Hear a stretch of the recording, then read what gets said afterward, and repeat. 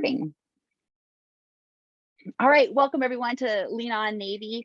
I'm so excited to have everyone here today. And those of you that saw my email yesterday got kind of a read ahead that even in my quick 30-minute preparation that Chris and I had, I walked away just really being reminded why we do these because, you know, it's work and sometimes we forget why we put our effort towards things. And I might have been having a moment like that. And when we chatted, it just felt like, gosh, how amazing that two people who don't know each other, but have similar Navy backgrounds can just be willing to share a story, as Chris did with me yesterday, and you'll get to hear today, and really walk away feeling better, feeling like more professional, feeling like I can do my job in a way that is makes me feel okay in my own skin for who I am. So couldn't ask for more than that from this community. And Chris, thank you for sharing your story today. I look forward to introducing you. So for those of you who are new to this, this is the agenda. Basically, I spent a couple minutes explaining, like I'm doing now, what Lean On is. Lean On is an adaptation from Lean In. So we kind of found over time that we really benefited from kind of leaning on each other and helping each other out. And we kind of found ourselves doing less of the imperative to step it up. So we just said, you know what, let's call it Lean On instead of Lean In. We're really here more about the connection than we were about the lean in topics. So then we decided to call it Lean On, and we went virtual because of COVID. So you're welcome. Here we are. And sometimes I like to do a quick poll. So you know, there's a chance to kind of see, you know, where everyone is. So if you do have access to chat, then great. Just a quick poll to sort of say, what is your professional perspective. So we have people from all over the background here. So, you know, I'll type in to chat here. I'll pull up chat and I'll just say, you know, for me, I'm a SWO and I'm a nuke. You know, whatever else you want to put. Just kind of perspective, just to give everyone as you go around the room, call yourself whatever you want to call yourself. But just kind of gives perspective as we're looking at some of the stressful situations that we deal with. You know, maybe you want to add to that some other things you do. You know, I'm also the president of SSLA. That's something that's given me a lot of stress lately. So, you know, we all have, you just look at all the different roles that we play in our life that we see either as a leader or as a follower.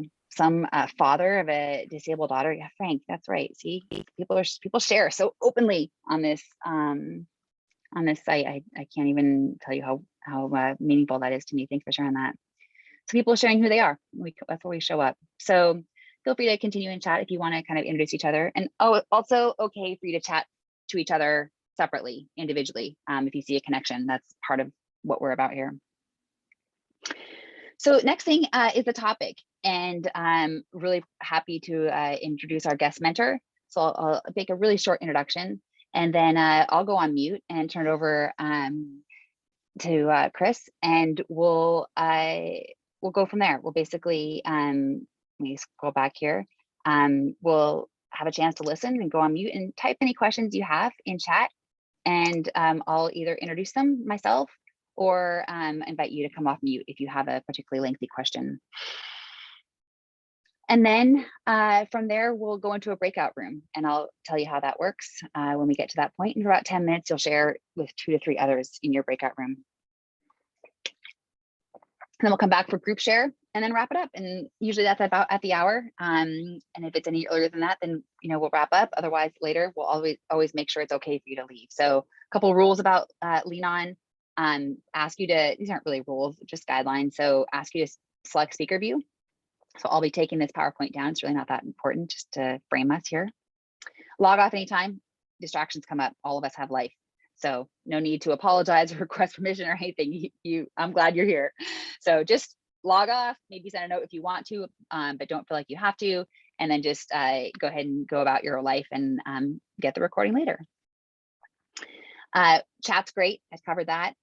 Really, the secret sauce of these events is the engagement of the audience. So how you chat with each other, how you put a thing in chat, how you share in your breakout, how you trust the other person who's also taking their time to prioritize. It's sort of a self-selecting group of people who spend their time doing this.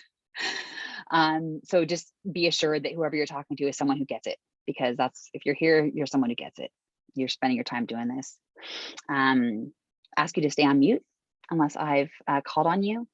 And if you have any technical concerns, you're on your own, because sorry, Vic is not here to love on me. She's traveling. So no tech chat this time, but we can do this. We'll prevail. I do have 3 websites there for you, for you to go to. So you want to get past sessions, you can go to Lean on Navy, and you want to write more topics, you can go to Facebook. And then just a plug, if you're in Norfolk on Monday and Tuesday, that's where I'll be. And cleader.org, that's SSLA. So that's sort of a plug. With that, I'm going to stop my screen share, and just you can welcome to go to speaker view. But let me just introduce quickly Chris Schwarz for you. I want to call him a good friend, but we have so many friends in common. And when we chatted this week, it felt like we were friends ourselves. Just surface warfare officer.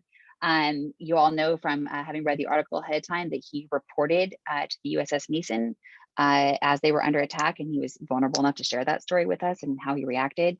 And right now he's the commanding officer of Navy Leadership's Ethics Command in Damnick. So doing this for sailors around the fleet every day, kind of what you and I are doing here in our free time, that he makes this a profession and make sure we're getting it right for our Navy.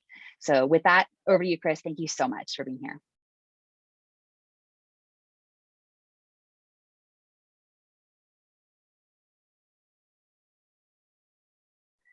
Chris, can you come off mute? Oh, I think I left. Yep. Perfect. Okay, great. Thanks. All right. Sorry. Yeah, sorry.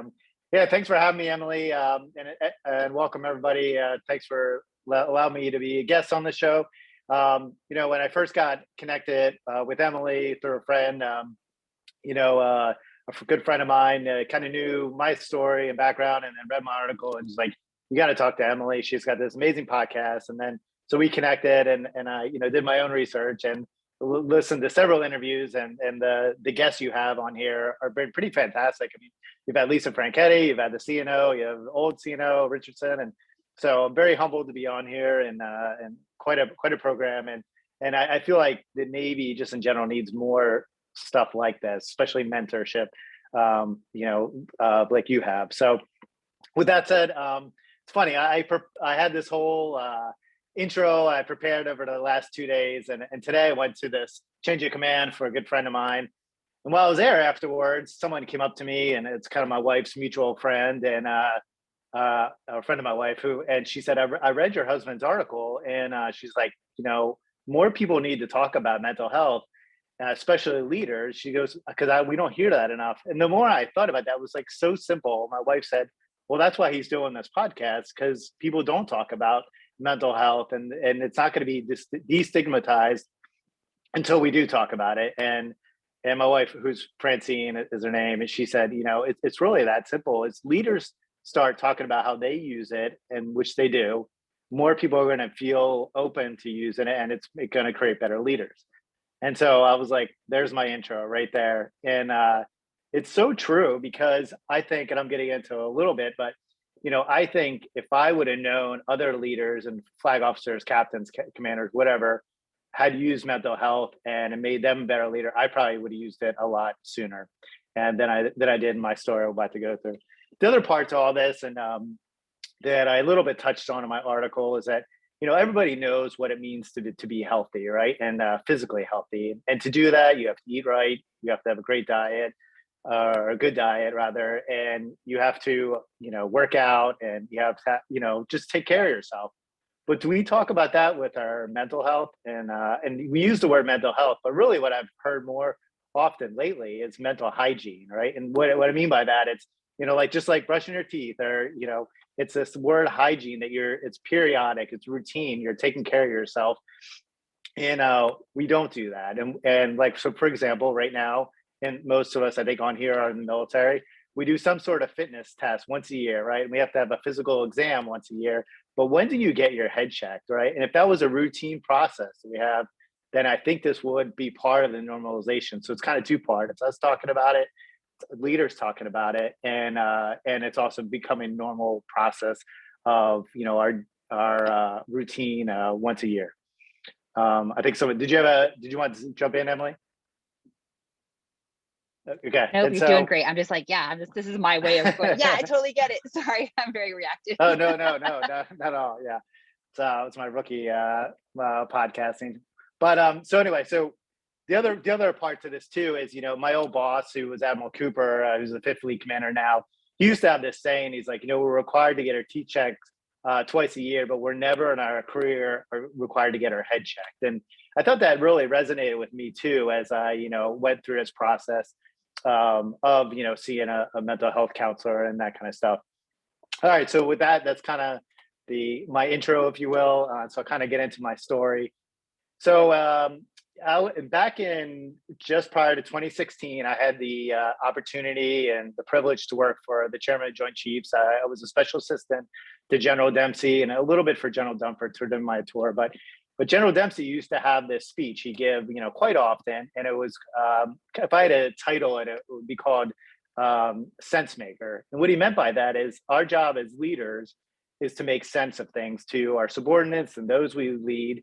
And it really to answer the why we're doing something and what the mission is. And if you could wrap all that up, people are going to trust you, right? And they're going to want to do the mission. They're going to be part of something bigger. And so that's our opportunity and our job as leaders is to be a sense maker.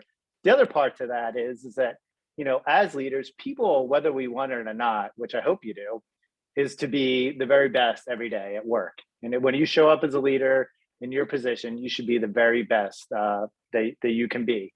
But the reality is we can't do that every day, right? Because we all have, whether it's professional or personal problems that come up, we have to find a way to deal with that. And so to be our very best every day, that takes some sort of maintenance. That takes routine, periodic mental hygiene. And so that's what I found. So after I left as a special assistant to the chairman, I started my EXO pipeline, just like all the rest of a lot of us that did, 7 months. And right before, a week before I was going to meet the USS Mason, literally a week before, it was a Friday night. And like many of you, I'm sure you have your family routines or what you do with your friends. So in my family, it's kind of cheesy, but corny, if you will. But every Friday, which is today, we always get pizza and watch a movie as a family. And hopefully that lasts for a while. But as my kids become teenagers, maybe not. But so anyway, it was just typical as a Friday in September 2016. And my phone rings and we're watching a movie and it's my mom. And, sometimes my parents they're retired, like to have cocktail and they want to talk to their grandkids or whatever.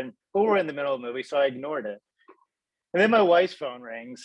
And so I said, that's kind of odd that, she's calling back to back calling my wife's phone. So I answer it. And for some reason I stood up too. And I stood up and my mom says, Chris, Dad just passed away. And I said, what?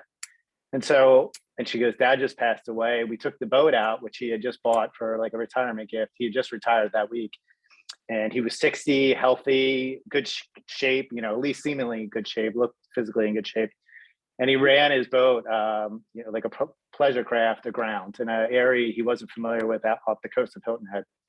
He got out of the boat to push it and he had a heart attack right there and died. So I flew down to Hilton Head and helped bury my mom. I buried my dad and took care of the arrangements.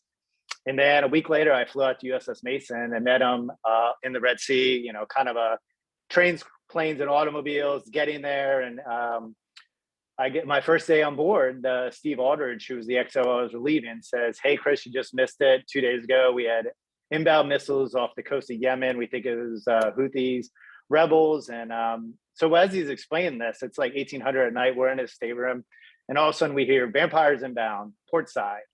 And my first reaction was, "Are we running a drill?" And it's kind of something you always hear on a ship as you're going through the training cycle. And he says, "Nope."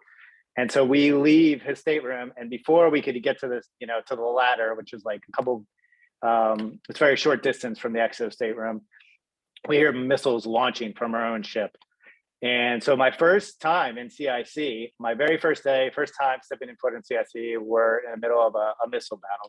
About an hour later, more inbound missiles were happening, and Mason was successful throughout that day. And then about 2 days later, this is October 15th of 2016. Again, we had more missiles inbound from what we believe is a Houthi Yemen threat. And it's funny, the crew's mood changed. The first 2 days, it was a 3-day battle. The first 2 days, the crew was high-fiving and excited. And yeah, we did it and we defeated it, very kind of, chest bumping. And by this third day, the crew was like, what are we doing here? We need to get out of here. And like, this is bad. Why they keep sending us down here? So we left that area and they sent us up the Suez Canal to reload missiles out of Suda Bay. And so anyway, this whole thing kind of went pretty fast, actually, kind of in retrospect. And then there was a series of investigations. I relieved Steve Aldridge, regular relief, who would later become my CO. And I finished the rest of the deployment. It was about a half deployment. And what I noticed, and at the time, is I had to compartmentalize all of this. I had half a deployment left, and I had to be the very best XO that they needed. They needed an XO, and the crew needed to continue. And we had like mental health teams come on board, for a short period of time, but no one really processed kind of what had happened. So I finished my XO tour for about 18 months, and then went to CO school up in Newport. And there was an emergency situation with a friend of mine's family, and we ended up switching ships, and I ended up going to USS Gonzalez, which ended up being a great blessing. But because that was also an amazing ship and crew, so I took them on deployment as well, and to the same part of the world about a year and a half later, and same threat and everything else. And at this time, it's about 2019 now, and there was, if you remember, back in 2019, summer 2019, the maximum pressure campaign that the president and the government was running against Iran. And so they're really feeling the economic strain of this campaign. And so the Iranians were pushing back. And so they had threatened to close the Strait of Hormuz. They had knocked down a drone, if you remember in the news, in the Strait of Hormuz. So we had daily interaction with the IRGC, to the point where I remember at one point, they came up real close to us, and they pointed at my ball cap, which has scrambled eggs, meaning you're the commander of the ship or the captain of the ship, and kind of gave me the which really kind of put it into perspective. You're that close, right? This became a daily routine for about 5 months, to the point where I almost became a little bit numb to it. And I remember on Sundays on a Navy ship, you usually try to get a couple of extra hours of sleep, while you're on deployment. And I remember the officer deck who's in charge of the bridge called me and said, sir, it was about 6 a.m. The Iranians are inbound again with 5 ships. And I remember just thinking, these guys never quit, and I was just like tired of it by that point. And even recognizing it's still a threat and we still man, but it was almost like it became a routine practice. So anyway, I finished that part of my deployment, came back, I did my change of command, accessible tour. And so then I had the good fortune to be the EA at Surfland, which is a kind of a train and equip for the ships. And a great job, career rewarding and enhancing. I had a great boss, a great admiral I worked for. But it was during this time that everything kind of slowed down for me. And I kind of had different stressors, but there was the stress from those last 3 years. My dad dying unexpectedly, Gonzalez deployment, or Mason deployment coming under attack, and then the constant stress that I had on the Gonzalez, that I kind of started decompartmentalizing, and I didn't really understand what to do with it. So I'd come home and I was moody, and I had a hard time sleeping. So finally, I confided to our Force Master Chief at the time, and I was like, hey, Master Chief, I don't know what's going on with me. And I kind of just laid it all out there. And he said, hey, sir, do you mind if I through a friend of a friend, reach out? Maybe you should talk to someone. And in hindsight, looking back, I think he was a little bit more worried than he let on, right? And I was like, I can't do that, Master Chief. And he's like, why? And I was like, look at my position, and people are going to think I'm weak, and no one can know about this. And he's like, if you don't mind, let me just do this. And there's no one's going to know about it. So I said, okay. So just me and him, right? And so about a week later, I got this email from this Navy psychologist, and he says, hey, why don't you come meet me when you have time, and blah, blah, blah.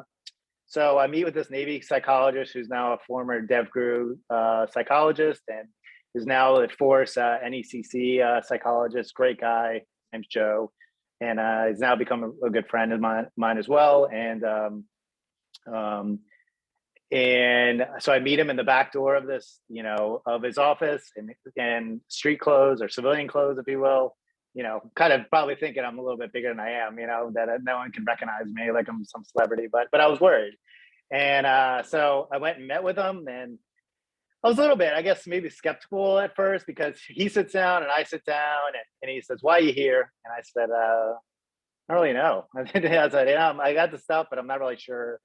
And then so we're kind of going back and forth, and I kind of feel like it's just not going anywhere. And so finally goes, "Chris, let's switch seats." So I sit in his chair and he sits in my chair, and there's a whiteboard above him. And he says, "Why don't you describe yourself how you were when you first joined the Navy? At what age? 22?" And I said, "Yeah." I said, "Well," I said, "my wife always says she would never have dated me at that when I was that age, And he's like, "Okay." So he writes down some like character traits or qualities, whatever you want to call it. So what happened next? And I said, "Well, 9/11 happened next. I was stationed in Japan. We did no notice deployment." So he writes that down, and as we kind of walk through a series of big events in my life, getting married, deploying again, having kids. And then we get to 2016, and he says, "This is the year your dad died, right?" I said, "Yeah." And so then, and this happened on Mason, et cetera. And he circles those 3 years, and he says, "Do you think these 3 years changed you?" And I said, "Yes, I do." And he says, he said, "Well, how have you dealt with it?" Well, I was like, "Well, I haven't." And he said, "All these stressors, these cumulative stressors that you didn't deal with, you compartmentalized and needed to compartmentalize during your time to get through your job, but you never dealt with them. All these stressors were additive, and over time they became trauma." And he says, "You need to deal with them." And the other thing he said that really registered with me, he said, "These are abnormal events. These fact inbound on a daily basis, the cruise missiles, coming at your ship, your reactions, your crew's reactions, these are abnormal events.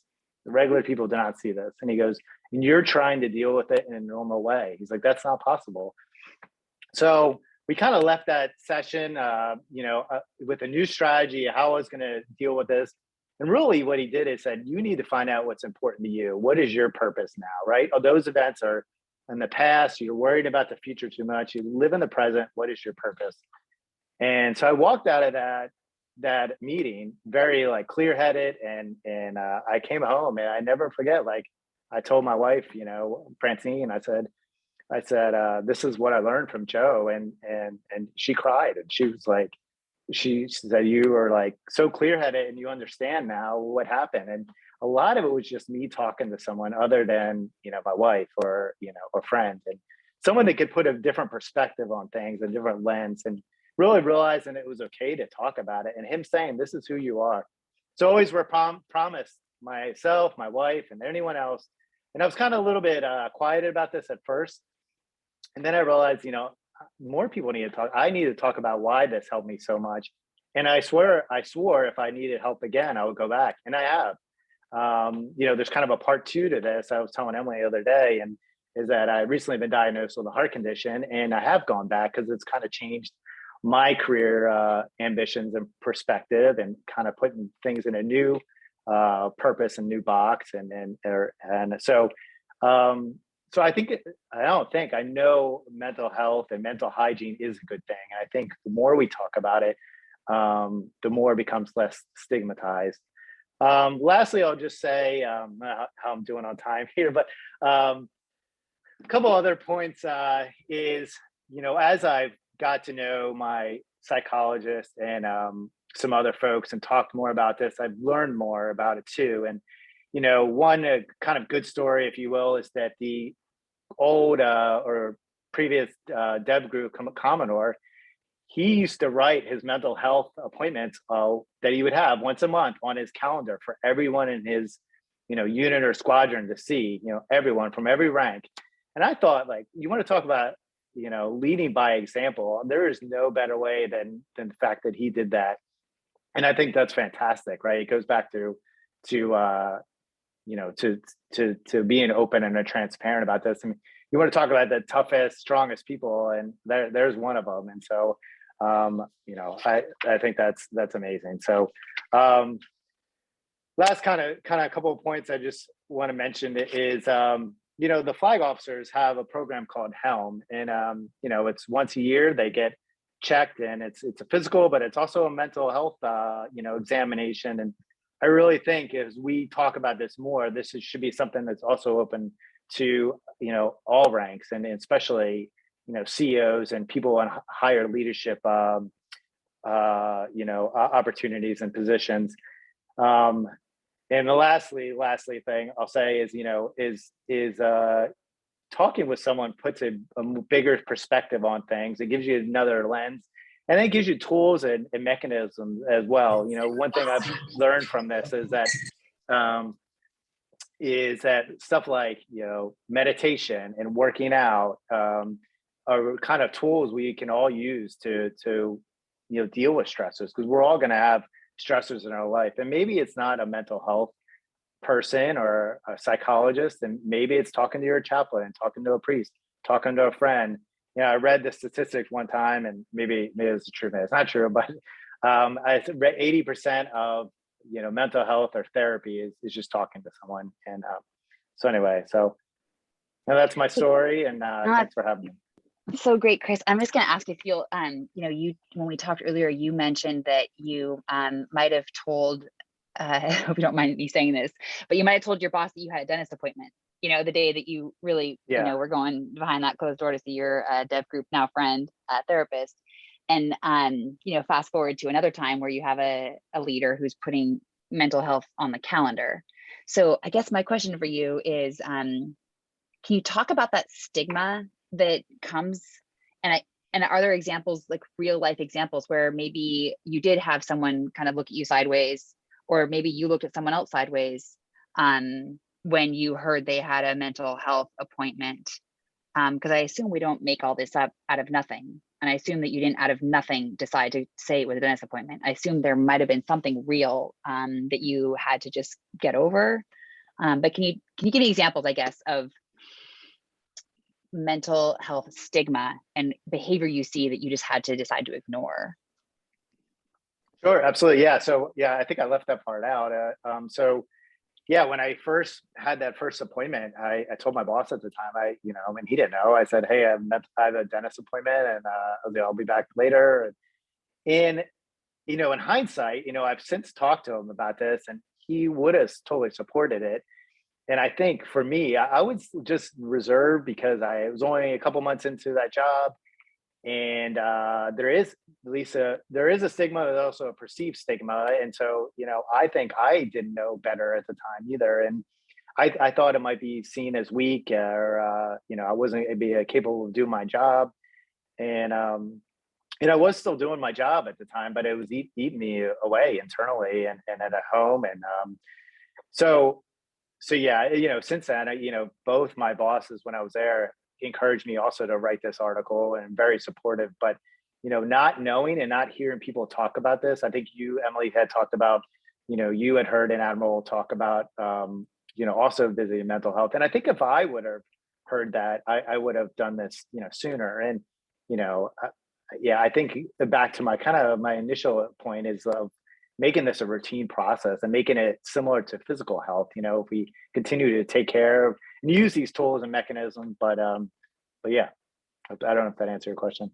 No, it absolutely does. And I think it's important for people listening to think about that and sort of realize, how do we contribute to that? Or do we have times where, have we ever heard of a sailor or a person we work with going to mental health, and do we stop and think about it?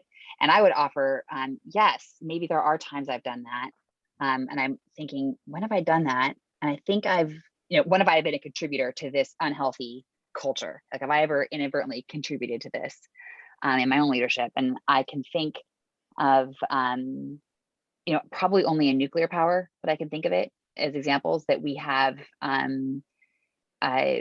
in some communities, and I'll offer, nuclear power is one of them, where if a sailor is under the care of a physician and maybe even getting drugs or a prescription, that then we have to assess, because of the program safety, we have to assess their fitness for continued service. So there is some, my guess is, I hope all my stigma or all my reaction was with that reaction, was like, oh, am I still keeping the program safe that I let this person operate a nuclear reactor?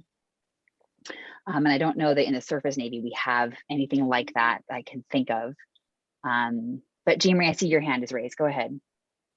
Yeah, I just thank you, Chris, for sharing that story. And my question is, we talk about grit and toughness in the Navy, and we have this whole kind of campaign on toughness. And do you think that there's a tension there, especially, you know, coming out of COVID and, you know, sailors having and families having gone through what they've done? Like, how do you think the Navy should handle or navigate that? Because it seems like we're talking out of both sides of our mouth.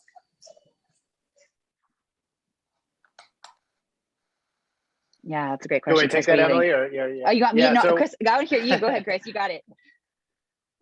Yeah, so I'll say, yeah, to Jean Marie's point. So, like on the ship, for example, as you all know, and the folks that were surface warfare officers on here, you know, usually it's the junior sailors that typically go to mental health, right? And it's usually an extreme case. We never really identify it till it becomes extreme.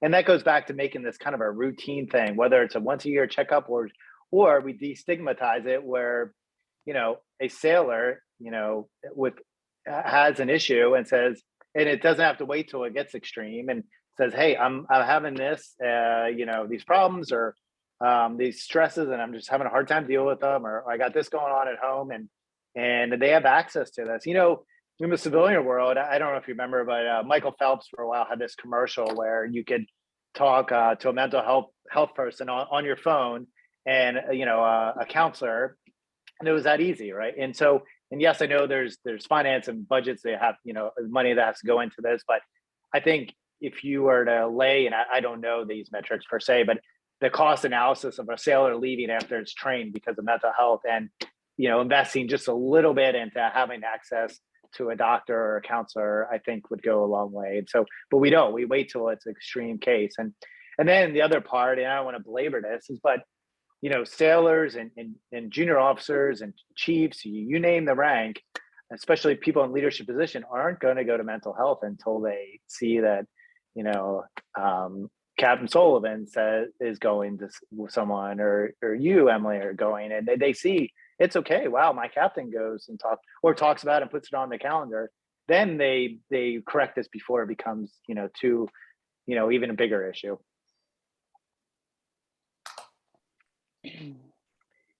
Awesome. Yeah, and I see exactly that point. It's hard because we also want to be like, tough it up, you know, be tough and be resilient, you know, come through this, and there is a time and a place for that as well. And we don't want to do that to the detriment of this other place. We want to make sure people feel safe, especially in our professions, right? Okay, I don't see any other hands raised. I see some really good conversations in chat. I see Rachel has shared with us a podcast and a book, maybe What Happened to You by Oprah Winfrey and Dr. Bruce Perry. So thanks for that, for contributing to the conversation, Rachel, there. Another example Kelly put in the chat, another example of when we might see a consequence for going to mental health would be suspension of access to firearms if you're on meds. So we have some other real consequences that come from mental health, and just that kind of conversation from this professional environment. So with that, what we're going to do is break you into breakout rooms. Sounds like I'm saying that twice, but here's how we do this. I'm going to have you basically we'll take 10 minutes, and I'll put in chat right here so you can see what the topic is going to be and how this goes. Those of you who've done this before know what it's all about. But basically, you'll go into order by room, and by alphabetical order, and each of you will start by sharing your name, kind of your background, and you'll share this question: how can you promote mental hygiene? How do you promote it? Maybe we gave 2 examples, like put it up there on the whiteboard, talk about it openly. You know, maybe, you know, try not to be like I think I might have been, where I was maybe concerned about the consequence, but maybe just start with making sure people are doing hygiene and not waiting till that last moment. I think it was helpful for me to hear Chris say that phrase, that stressors, when accumulated, became trauma, right? So how do we deal with stressors and before they become trauma? And if you lead others, you know, how do you do this for others, or how do you do it for yourself if you don't find yourself leading others? So with that, I'm going to put us in breakout rooms, and you'll just go ahead and accept the room, and then I'll end it in 10 minutes. So please go ahead and join your room if you've been invited. And when you come, I'll take us off recording. And then when I come back, we'll continue the recording. Welcome back from your breakout rooms. It's very hard, of course, socially awkward to have a breakout room just start and stop. And I think at this point, most of us are used to that social awkwardness. And many of us might wish we could do it in real person when we find ourselves actual face to face. Like, oh, my breakout just ended. I end this conversation. So the social awkwardness of post-COVID life.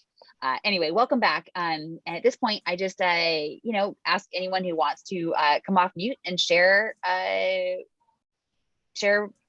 maybe something that came out of their group. Hey, Emily, it's Frank. So a couple of things that we talked about is like things that kind of get in the way of it is, so one person talked about how the environment at the command was not conducive at all to saying that you had if you said the word mental, you were basically done, and hiding that fact, and then basically getting to the point where they waited too long to get help, but eventually got help. And then someone else mentioned that, they talk a good game about it. They say it's really important, but then when you need the time to go take care of business, you don't really get the time to go and take care of business, right? But one person talked about at the command on the JFK. I think I'm going to go out on a limb here, Jeff. If it's all right if I mention, if you're on JFK, is Les Sikorsky the command chaplain there by chance? That name doesn't ring a bell, sir. Okay. It was the gentleman who's the head chaplain now is Polish, and the Baptist one or Protestant one is last name Faw. But he's a Catholic priest, right? The head one is, yes. Yeah, yes, that's Les Sikorsky. So yes. Chaplain Sikorsky was he was the deputy chaplain on Ike when I was there. And one of the things that they did on Ike that promoted mental health was, and this is brilliant, I wish I had known about this earlier, is they did something called resiliency counselors. Well, basically what they did was they took a certain number of people from each department and trained them on very basic counseling methods, right? So it's just, they can sit down and talk to somebody, and they're basically a one-stop shop where if you just need to talk to somebody, they're trained in how to handle that. But once they kind of get beyond their limit, they go and hand them off to the people that really know what they're doing. But what we found is that when we implemented that program on Ike, we didn't have anybody, even in reactor department, when we were underway for 206 consecutive days, no port visit during the COVID deployment, nobody had any mental health issues. Because when people started having struggles, they went to their resiliency counselor in their department, and 9 times out of 10, just talking to somebody about it who was a peer took care of the issue, right? And then for everybody else, they went and got the help that they needed, and we promoted it, and we talked about that, and that's a way to do it. So Gene asked a question about toughness, and are we being contradictory? I think the one thing that the resiliency counselor thing talked about is that toughness is not a solitary activity. All right. It becomes, when we think about toughness as, I'm going to slog through this, I'm going to do it by myself. That's a problem. But when you incorporate other people around you into your being tough, and you realize toughness is not a solitary activity, then that really promotes mental health. Because like Chris said, 90% of mental health is just talking to somebody. I've never heard that phrase. That is awesome. I'm taking that with me, that toughness is not a solitary activity. I've always thought of it as like, just get tough. And I've always thought like my armor and me, I thought of it as being solitary, but if you put it in those terms, then I'm going to get tough with people around me. And I want to follow up with you, Frank, and ask you, did you ever hear from those people who volunteered to become resiliency counselors? Because my guess and my presumption would be that if I were trained to be a resiliency counselor and to hear from somebody else, that would be good for me too. Like, I think that probably helped. It really did. They really enjoyed it. And it wasn't like they were overwhelmed, in a department of 400 people, we had probably 10 of them. And that was enough to really kind of spread it out. And they were people who volunteered to do it. They wanted to do it. Yeah. And Yeah. just by being there and helping sort of gave them a purpose. So they never had any issues either, no matter how busy they got, because people were coming to them for help and they could go to each other for help. It worked out great. My goodness, Yep. I love it. And we've implemented that program as a command policy as well. So whether through our DRC or Talk Boss on JFK. So I didn't realize it came from the chaplain, but yeah, it's a good program, great program. The Talk Boss, I love it. That's so great. All right, Captain Cordell, John, I see you have your hand up. Go ahead. And I think I still have you on mute. I hope I didn't do that to you. Let me get you off mute. There you go. I did it to myself. Yeah, it's interesting. At Surfland, we've been trying to get the Deployment Resiliency Counselor program to expand, to put one in each DESRON so they can serve the ships. But of course, that belongs to CNIC, so they have to pay for it. But we think that'd be a great initiative. The other thing is the Operational Stress Control Program and Warrior Toughness both have training programs for resiliency counselors.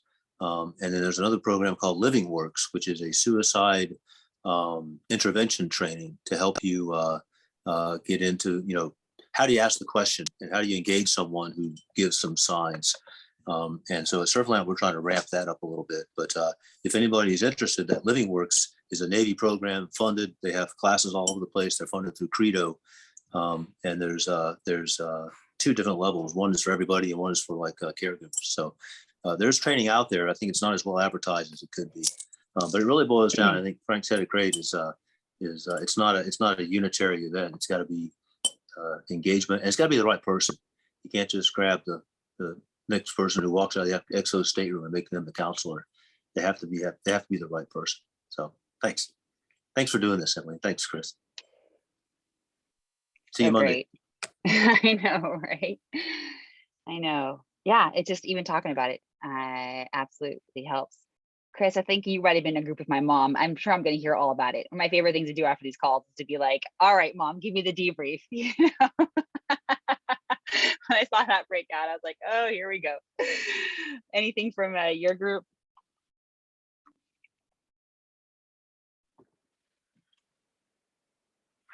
Yeah. Do you want me to go or is someone else want to take this? Yeah. Oh, happy to take it. So, no, actually, your mom had some good points. She talked about, in your community, in the new community, if you go to mental health and you go on some sort of prescription drugs, that could disqualify you. And the same thing with the aviation community. So, there's not, well, I don't want to say there's not a right answer. I think the right answer is take care of yourself. And then if that means, you're maybe have to go into another line of work, then you do. Because we got to think about the long game or the infinite game, if you will. And so yeah. So I think not the right answer is not to ignore it. And so we kind of had that discussion a little bit, and then someone else also shared that that they if you want to take this over, their sister was sick, and them just talking to a deacon at their church just helped out quite a bit. And so I thought that was great. No, and that's a great point too. One thing I think I would be helpful, certainly in my context, when I'm as a nuclear engineer saying, "Oh, you might lose your job," but that phrase you used, the long game. That's super helpful for us to say, "Hey, we care more about your personal." Even though I'm your chain of command, I represent work to you. You might think I only care about you doing more work for me because I'm your boss or I'm your peer at work. Even your stories, Chris, that you shared with me the other day about physical health ailments. Derailing you from maybe one path for another, and that's because the community sees the long game, and you have seen the long. I don't put words in your mouth, but yeah. I think that's a conversation that we need to have. Is that hey, I'm your professional peer or boss or whatever I am, but I care about you being good long term. You might lose your job. You might your job list might not be a good fit for you anymore with your mental or physical health. No, I think that's right, and it goes back to kind of what we talked about in the beginning. The physical and mental health, but they're very similar. And treating him, in a similar vein, and like I think I shared with you this past summer, almost a year ago, I had to be cardioverted, like you see in Grey's Anatomy with electric paddles. And after they'd done and they restored everything, I was laying in the hospital bed, and I said to my wife, at the time we were supposed to be going to be the Commodore in Desron 50 in Bahrain, And I said, I don't think we're going to Bahrain. And she said, that's what you're thinking about right now? And I said, well, we're so like, you know, we always think about our jobs being first, and we shouldn't, you know, back to, you know, being the long game and being around to make a difference. And maybe our path is something else. That's right. And I'm going to use before I call on you, Matt, I'm going to use a phrase my mother always said to me, Mom, here I'm calling you up. He would just be like, Emily, your body is telling you something. You know, if I ever would be like, oh, I'm sick, or I'm tired, or I'm, you know, whatever thing I was dealing with, they'd be like, oh, wait, what is my body telling me? Oh, it's telling me I need to slow down. It's telling me I need to, you know, sleep more, whatever it is, to pay attention, because that could be our body telling us maybe this isn't a good job for me. Okay, I see Matt, go to you, and then over to you, Jeff.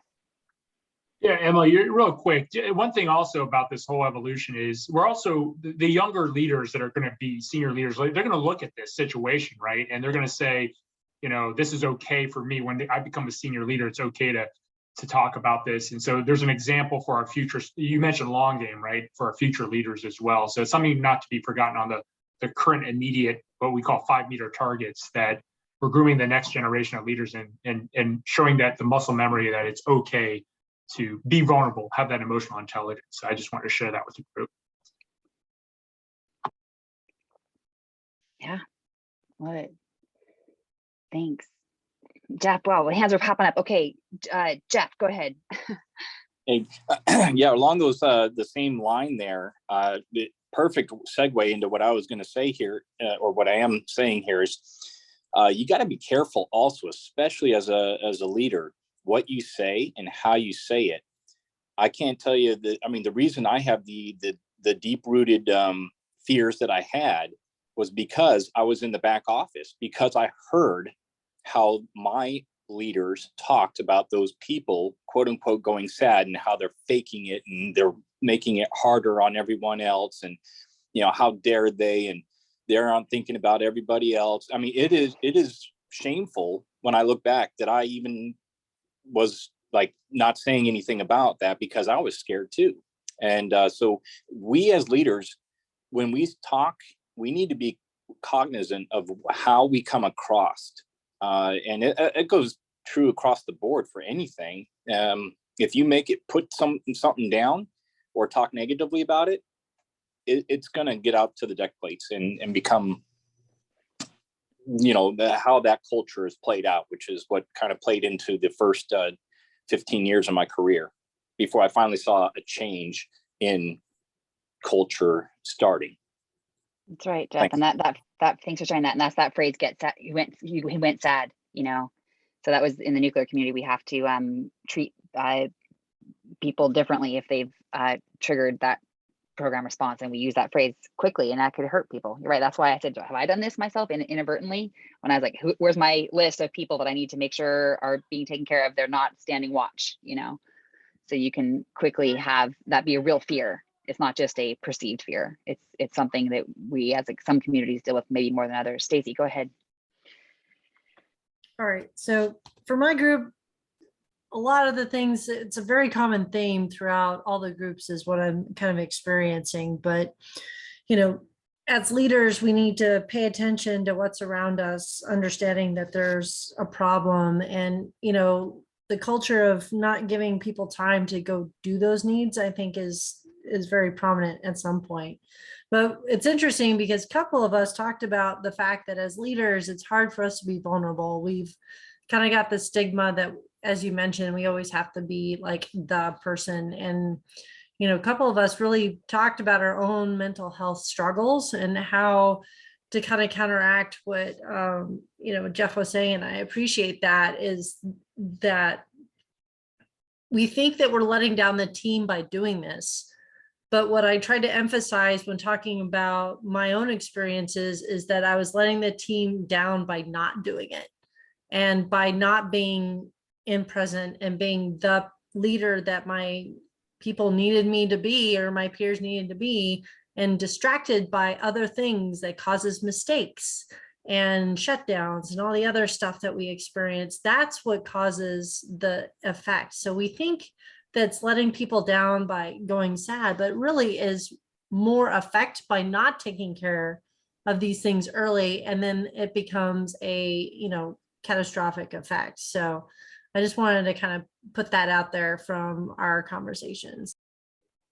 Yeah, I love that wrap up. And you talk about, it reminds me of what Chris said to us, that stressors kind of adding up and lead to trauma, or the word you use, catastrophic, or that, hey, these are abnormal events. I found myself stressed out with a number of things happening in my life right now, and I was just kind of this point of exhaustion, and I texted a friend, like, I think I'm close to burnout. What am I doing? And I stopped and I was like, you know what? No, this is actually a totally normal reaction to what I have in my life. And yeah, this is like actually totally, I'm like, okay, the number of things in my life right now, I see my mom nodding because she knows all the stuff I'm dealing with right now. So I'm like, oh, nope, this is normal. Like, this breakdown right now is because these things are all squeezing me, and a normal human being would be sobbing on the deck right now. So thanks, Mom, for reminding me. Okay, we are at the top of the hour. With that, I see people logging off. Of course, no reason to appreciate the goodbyes, but it is top of the hour. Chris, any last comments? Yeah, Emily, I just want to say thank you for having me, and thank you for everyone that tuned in. And I hope we continue to carry this message as a team and a group. And we talk about get real, get better. This is it. Like, addressing this now. And so this is how we're going to do it. So, and it's up to us as leaders to do that. So thank you for having me. Yeah, thanks everyone. And hey, on our free time, right, on a Friday afternoon, I hope you all have just a great weekend, and go take some time this weekend to, practice that mental hygiene, or encourage others in whether it's meditation or working out or phoning a friend or being that friend to somebody else. Yeah, we're getting real, getting better, and couldn't be happier to be part of this community. So thanks everyone. Thank you, Emily. All right. Okay. All right. Take care, everybody.